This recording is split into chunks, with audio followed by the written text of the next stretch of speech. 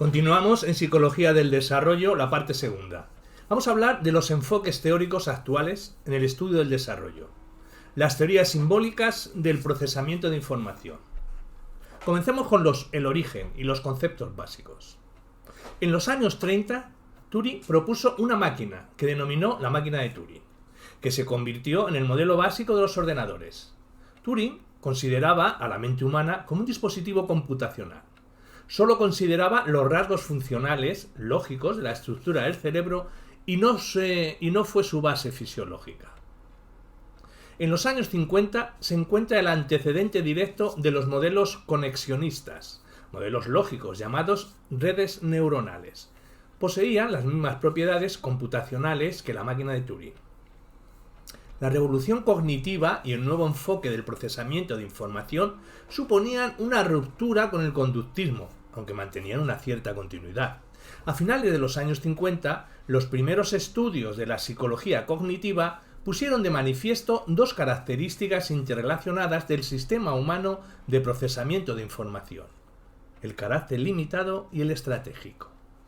El enfoque computacional concibe al ser humano como un sistema cognitivo específico con limitaciones y características peculiares que es capaz de codificar, almacenar y recuperar información.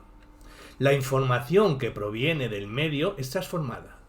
La actuación de los seres humanos no es una reacción a los estímulos de la realidad, sino que surge de las representaciones que construimos y es fruto de la manipulación de las mismas. Simon y Neuer mostraron que la inteligencia humana podía ser estudiada desde una perspectiva funcional y no fisiológica, mediante el análisis de los heurísticos, que son lo contrario al algoritmo, o estrategias que usan los sujetos en la resolución de problemas. Para ello usaron la simulación computacional. El concepto de estadio, según Simon, este es el concepto de estadio que implica que nos enfrentemos con un sistema dinámico que experimenta cambios regulares a través del tiempo. La teoría de la transición de un estadio al siguiente tendría dos partes. Una, un programa para describir la actuación en un estadio particular. Y dos, un programa de aprendizaje que gobierne la transición de un estadio a otro. El enfoque computacional plantea desde sus inicios la importancia de la formulación de las teorías, en forma de modelos computacionales que permiten simular la actuación de los sujetos. Simulación computacional es la elaboración de modelos formales precisos acerca de un determinado fenómeno en el estudio para poder implementarse con un programa de ordenador. Su objetivo es representar las características esenciales del fenómeno y estudiar su comportamiento bajo distintas condiciones simuladas a través del programa computacional. Hablemos de los sistemas de producciones. Clarke ha postulado una estructura cognoscitiva caracterizada mediante un formalismo propuesto por Neuer y Simon, que son los sistemas de producciones. La estructura cognitiva básica no cambia con la edad, sino que se producen únicamente cambios cuantitativos que se explican mediante la capacidad de automodificación del propio sistema. Una producción es una regla condición-acción. A partir del cumplimiento de una determinada condición, establece la realización de una acción determinada. Un sistema de producciones actúa mediante el ciclo reconocer-actuar. Mediante el reconocimiento y mediante la acción. ¿Cómo es mediante el conocimiento? Pues se comparan las condiciones de las producciones con el estado vigente de conocimiento del sistema. Si se cumplen todos los elementos de la condición de una producción, entonces se enciende la producción y se produce la acción prevista. ¿Y cómo es mediante la acción? Pues si se puede modificar el estado de conocimiento del sistema, añadiendo, eliminando o cambiando los elementos existentes, las acciones pueden ser interacciones perceptivas o motoras con el ambiente. Y la regla de producción sería el formalismo computacional que sirve para dar cuenta del estado del conocimiento de un sistema. Son reglas condición-acción que pueden automodificarse para dar cuenta del desarrollo. En cuanto a la descripción y los resultados evolutivos en la tarea de la balanza, podemos significar en la tarea de la balanza, en esta los niños tienen que predecir el comportamiento de la balanza en función de los pesos que se colocan en cada brazo y la distancia a la que están colocados del punto de apoyo. Hilbert y Piaget utilizaron esta tarea para comprobar los cambios que se producen en el pensamiento infantil entre los 5 y 15 años, desde el pensamiento preoperatorio, pasando por el pensamiento preoperatorio concreto, hasta el periodo de las operaciones formales. Según la teoría piagetiana, los niños de 5 años muestran un conocimiento rudimentario del problema, siendo capaces de lograr el equilibrio de la balanza en forma no sistemática, mediante la colocación de pesos iguales en ambos lados de la balanza. A los 10 años, en el periodo preoperatorio concreto, buscan ya el equilibrio igualando dos pesos desiguales, mediante su colocación a diferentes distancias del fulcro o punto de apoyo. A los 12 años, en el inicio ya del estadio formal, los niños descubren la ley de la balanza a través de cálculo del producto de los pesos por las distancias y propusieron 4 modelos diferentes. Modelo 1. Los niños basan sus juicios en el número de pesos a cada lado del fulcro. Si es mismo, en los dos lados los niños dirán que la balanza se equilibrará.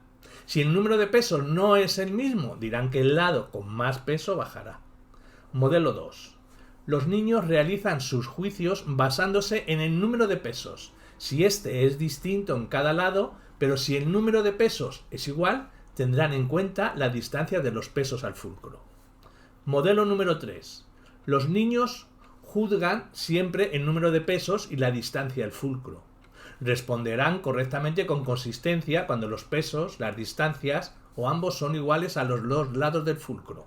Sin embargo, en las situaciones en las que uno de los lados tiene más peso y el peso al otro lado está situado a mayor distancia del fulcro, los niños responderán al azar. Y en el modelo 4, los niños que utilizan este modelo siempre toman en cuenta ambas dimensiones, peso y distancia. Utilizan la fórmula de la suma de los productos cruzados, cuando uno de los lados tiene más peso y el otro más distancia. Por tanto, resolverán todos los tipos de problemas correctamente. Clark propone un sistema de producción que simula el desarrollo siguiendo la propuesta de Simon. En cada momento evolutivo concreto, correspondiente a cada uno de los modelos anteriores, existe un conjunto de producciones que describen la actuación en ese estadio. También existen mecanismos automodificadores que permiten el paso de un estadio a otro. Para Clark, el sistema de producción aprende y se desarrolla adquiriendo nuevas producciones mediante la automodificación a partir de un conjunto de producciones innatas. Para conseguir la automodificación, el mecanismo cuenta con un sistema general de detección de irregularidades y una serie de mecanismos concretos de automodificación. Del mecanismo general podemos decir que es un sistema de memoria que contiene un registro secuencial de la actividad del sistema por el ambiente, quedando las regularidades registradas y almacenadas en él. La automodificación tiene lugar mediante las regularidades detectadas al sistema de producciones. El mecanismo general actúa de forma semejante a la abstracción reflexiva piagetiana y es una mecanización de la misma. Este sistema cuenta con una serie de mecanismos específicos. Describamos qué es resolución del conflicto. El sistema enciende aquella producción que satisfaga más elementos de su condición y aquella que sea más fuerte, aquella que haya demostrado un funcionamiento adecuado. ¿Qué es la generalización? Sería el sistema a partir de una producción dada. Crea una producción que es más general que la producción originaria, aunque mantiene constante la parte de la acción. En cuanto a la discriminación, sería el mecanismo inverso a la generalización. Permite al sistema de análisis añadir más elementos en la condición de una producción y hacerla más efectiva y específica. Del mecanismo de composición, este permite al sistema eliminar algunas composiciones creando nuevas producciones compuestas. La concepción de estructura que surge de los sistemas de producciones es una concepción basada en estructuras particulares de dominios específicos en las que no cabe una visión estructural más general en términos de estadios como las defendidas por las teorías de Piaget y Vygotsky. Vamos a hablar de las teorías neopiagetianas. Hay unos rasgos que comparten las teorías neopiagetianas con las de Piaget. Serían su concepción constructivista del desarrollo, El sujeto es el que construye activamente su propia comprensión del mundo que le rodea.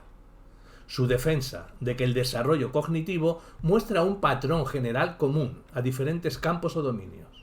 Y consideran que el desarrollo cognitivo se produce a través de una serie de estadios, a través de una secuencia jerárquica de estructuras mentales. ¿Y en qué se diferencia? Se diferencia en, por ejemplo, para Piaget, este patrón general puede ser caracterizado mediante la existencia de cambios estructurales y estadios diferentes. Las teorías piagetianas no sostienen la existencia de estadios o cambios cualitativos en el desarrollo. Para Piaget, la estructura totalizadora que supone cada estadio puede y debe caracterizarse en términos lógicos. Los neopiagetianos prefieren hacer propuestas basadas en el marco conceptual de la psicología computacional del procesamiento de información. Las teorías de Piaget y las teorías piagetianas de Pascual-León, Case, Halford y Fisher postulan la existencia de un estadio o nivel sensoriomotor, aunque Halford sostiene que las primeras correspondencias, nivel de las correspondencias, de elementos empiezan al final del primer año, y Fisher habla de un escalón reflejo previo. Las diversas teorías postulan la existencia de un nivel preoperacional, usando diferentes denominaciones. Solo la teoría de Pascual-León, a partir de este nivel, el preoperatorio, sustituye el concepto de estadio a una concepción basada en un incremento cuantitativo de los recursos cognitivos o capacidad mental. El nivel operatorio concreto aparece también en las teorías de Case y Halford.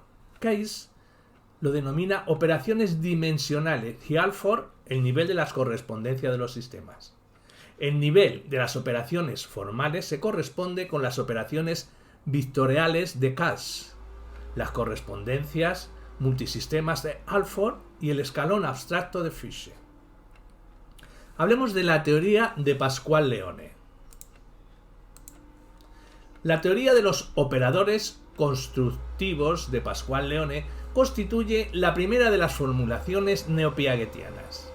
Trata de integrar la perspectiva constructivista y el concepto de estructura de origen piagetiano, con el uso de herramientas conceptuales del enfoque de los procesos de procesamiento de información.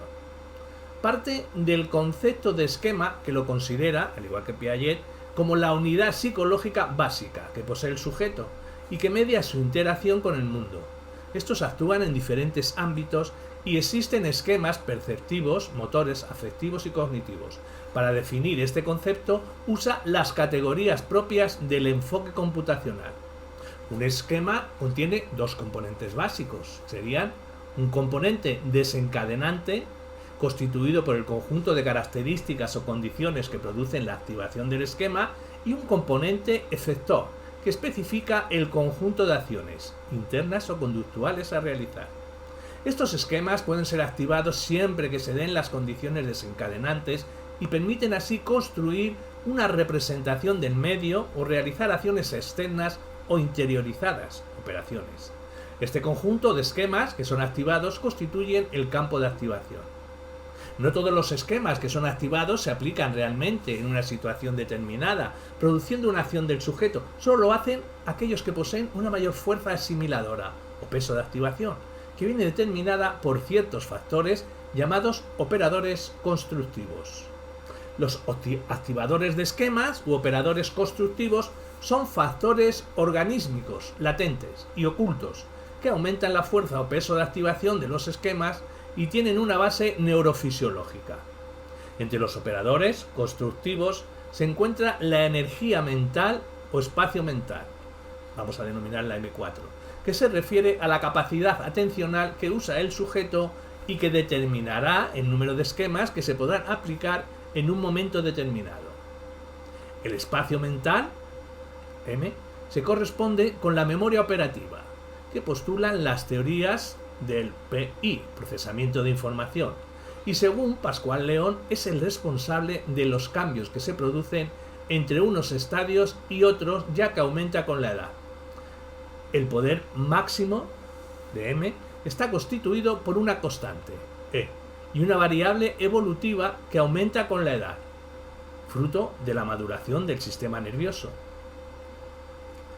Hay una constante E que es la capacidad mental desarrollada en el periodo sensoriomotor, necesaria para almacenar las instrucciones de la tarea y desarrollar una estrategia o esquema ejecutivo que permita resolver dicha tarea. Y hay una variable evolutiva, la cual aumenta de 1 a 7 entre los 3 a 4 años y los 15 y 16, indicándonos el número de esquemas o unidades de información que el sujeto puede manejar simultáneamente. La transición entre los estadios queda reducida a un proceso de cambio cuantitativo en la capacidad mental de los sujetos. Y es este aumento cuantitativo, o sea, los rasgos importantes de la teoría de Pascual-León, el que permitirá explicar los desfases en tareas como la conservación de la materia, donde se logra a partir de los 7 años, la del peso a los 9 y la del volumen a partir de los 11.